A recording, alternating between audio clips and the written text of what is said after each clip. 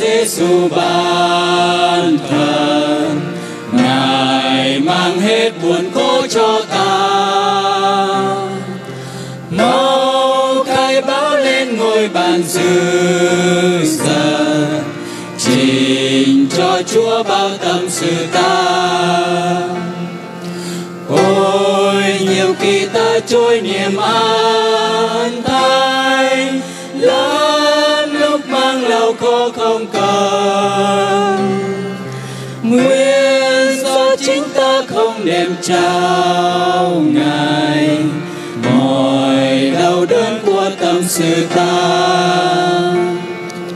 Và ngày rối ren ước từ nào nề, gặp thử thách và cám dỗ luôn. Không nên đắn đo, không nên ê chề, mà đem hết dâng cho Ngài luôn. Ta tìm đâu ban thiết bằng Giêsu, san sẽ chia mọi khổ đau mình. Xin chân Chúa an tâm mọi tâm sự, vậy đem hết lên theo lời xin.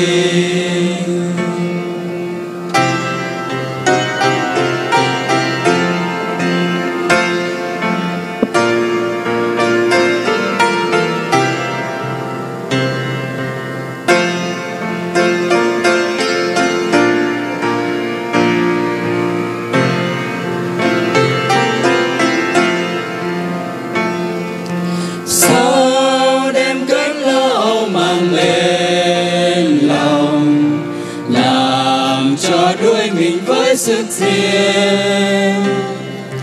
Ta mau đến Giêsu xin ân hồng, và dâng Chúa nỗi lo triền miên. Khi bàn ta chán ghét và cười chê, khá đến cải trình hết cho Ngài.